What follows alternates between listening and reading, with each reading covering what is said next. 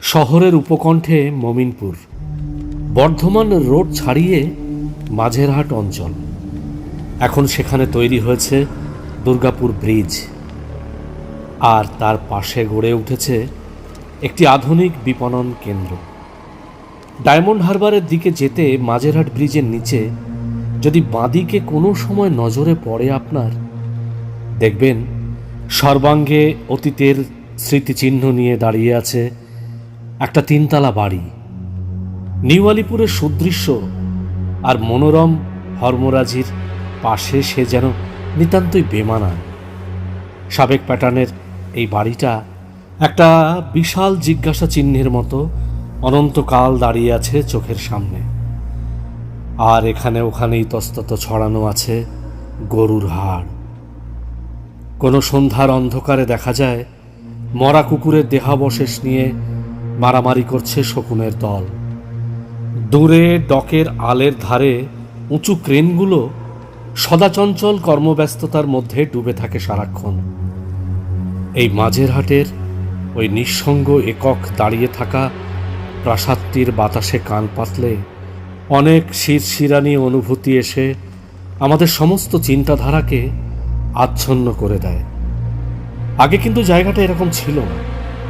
এখানেই ছিল ঘোলসার মহাশ্মশান, যেটা এখন শাহপুর তারাতলা নামে পরিচিত। তার একদিকে বর্ধমান রোড, অন্যদিকে মমিনপুর। পথঘাট বলতে কিছুই ছিল না শহরের এই দক্ষিণ পশ্চিম অঞ্চলে। উত্তরে ডকের খাল, তারপর একদিকে ধীবরদের পল্লী নস্করপাড়া। মাঝে মধ্যেই নস্করপাড়ার জেলেদের সাথে ঘোলসাপাড়ার শ্রমজীবীদের তুমুল লড়াই বেঁধে যেত। এখানে ওখানে ছিটকে পড়ত কবন্ধ কাটা মানুষের দল। খাল পথে মানুষ যেত ঠাকুরপুকুর, কেওড়াপুকুর, গোপালপুরের দিকে। সেখান থেকে কাষ্ঠডাঙ্গা, পুটিয়ারি অথবা কুদঘাট। আরও দূরে উস্তি। জলে জঙ্গলে ঘেরা এই অঞ্চলে ধীরে ধীরে জমে উঠতে থাকে একটি জনপদ। আপনারা শুনছেন আজকের গল্প মমিনপুরের নিশি আগন্তুক। রহস্য রোমাঞ্চে ভরা এই গল্পটি লিখেছেন পৃথ্বীরাজ সেন। গল্প পাঠে আমি মৃণাল দেবনাথ, আবহ দীপরাজ। শেষ পর্যন্ত শুনতে থাকুন আজকের গল্প মমিনপুরের নিশি আগন্তুক। সেকালে কলকাতার এখানকার এক বিখ্যাত ব্যবসায়ী হিসেবে পরিচিতি অর্জন করেছিলেন অনন্ত পাল। সমস্ত দেশ জুড়ে কাপড়ের ব্যবসা করতেন তিনি। মাঝে মধ্যেই কাপড়ে বোঝাই তার নৌকা ভেসে যেত খাল ধরে হুগলি নদী পার হয়ে এলাহাবাদ কিংবা বারাণসী শহরের দিকে। শুধু কি তাই, বরিশাতে একটা বাগান বাড়ি পর্যন্ত বানিয়ে ফেলেছিলেন অনন্ত পাল। শৌখিন মানুষ তিনি। জীবনের প্রতিটি প্রহরকে ভালোভাবে উপভোগ করতে চান। দেশ বিদেশের নানা প্রান্ত থেকে কাপড়ের ব্যবসায়ীরা নিয়মিত হাজির হতেন তার কাছে। কখনো বা তারা নিয়ে আসতেন বেনারসি শাড়ি, কখনো বা আসামের মেখলা অথবা সুদূর বোম্বাইয়ের সিল্ক। এভাবেই দেখতে দেখতে একদিন এক পদ ভোলা পথিক হয়ে ধনিকরাম এসে পা রেখেছিলেন অনন্তপালের প্রাসাদে। দেখবার মতো চেহারা ছিল ধনিকরামের।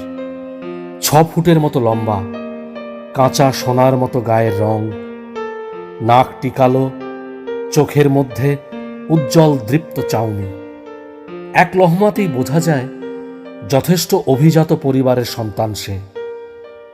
আর হবে নাই বা কেন? বারাণসীর পাণ্ডেপুরার এক অভিজাত পরিবারে জন্ম হয়েছিল ধনিকরামের। ইচ্ছে করলে সে হয়তো পায়ের উপর পা রেখে সারাটা জীবন আনন্দে আহ্লাদে কাটাতে পারতেন। কিন্তু তিনি ছিলেন একটু অন্য ধরনের মানুষ। ভেবেছিলেন এমনভাবে ব্যবসা করে বেশি পয়সা উপার্জন করবেন। যখন ধনিকরাম পা রাখলেন এই শহরে, তখন সবেমাত্র বর্ষার কালো মেঘের অন্তর্ধানে আকাশের প্রেক্ষাপটে শরতের কারুকার্য শুরু হয়ে গেছে। দূর থেকে ধনিকরামকে আসতে দেখে আনন্দে হাততালি দিয়ে নেচে উঠত বাড়ির মেয়েরা, কেননা তারা জানে এবার তাদের মনের মতো পসরা নিয়ে এসেছেন ধনিকরাম। দেখতে দেখতে পরিবারের সকলের অত্যন্ত প্রিয় হয়ে উঠলেন তিনি। এমনকি তদানীন্তন কলকাতার রক্ষণশীলতার বেড়া ডিঙিয়ে তিনি ভাব জমালেন অনন্তপালের মেয়ে আর বউয়ের সাথে। অনন্তপালের মেয়ে চাপা শুধু নামেতেই নয়, দেখতেও ভারী সুন্দরী সে। ধনিকরাম আধা বাংলা আধা হিন্দিতে তাকে শোনাতেন বারাণসীর নানা কল্পকাহিনী। অবাক চোখে আরো একটু বেশি বিস্ময় এনে চাপা শুনত সেই সব গল্পকথা। ধীরে ধীরে দুজনের সখ্যতা বাড়তে থাকে। তারপর একদিন ঘটে যায় সেই অঘটন। তখন বেশ রাত হয়েছে। বন্ধু বান্ধবদের সাথে গল্পগুজব করে ফিরে এসেছেন অনন্তপাল। অবাক হয়ে গেলেন তিনি। দেখলেন যে ধনিকরামের ঘরে তখনও আলো জ্বলছে। কি মনে করে এসে দাঁড়ালেন দরজার সামনে। দরজাটা ভেজানো ছিল, ভেতরে একটা প্রদীপের আলো জ্বলছিল। অনন্তপাল দেখলেন ধনিকরাম শুয়ে আছে তক্তপোষে, আর তার পাশে বসে আছে তার মেয়ে চাঁপা। দুজনে অনর্গল কথা বলে চলেছে। সঙ্গে সঙ্গে বাইরে থেকে দরজাটা বন্ধ করে দিলেন অনন্তপাল, আর নিয়ে এলেন তার চকচকে তীক্ষ্ণ ধারালো রামদাখানি। সে রাতেই এক কোপে অনন্তপাল ধনিকরাম আর চাঁপাকে হয়তো সরিয়ে দিয়েছিলেন পৃথিবী থেকে। অনেকে বলে থাকে ধনিকরামকে তিনি হত্যা করেন, আর চাঁপাকে বোধহয় চিরদিনের জন্যে কোনো একটা গুম ঘরে বন্দিনী করে রাখেন। এখনো মাঝে মধ্যে মাঝেরহাটের ওই অলৌকিক বাড়িতে মধ্যরাতে ধনিকরামকে ঘুরে বেড়াতে দেখা যায়। সেই দীর্ঘ সুপুরুষ মানুষটি, পরনে পশ্চিমী ধাঁচের ধুতি, তার ওপরে টকটকে লাল চাপকান। অতৃপ্ত আত্মা তার ঘুরে বেড়াচ্ছে এখানে ওখানে। অনেকদিন বাদে আবার একটি ঘটনা ঘটে গিয়েছিল মাঝেরহাটের ওই হানা বাড়িতে।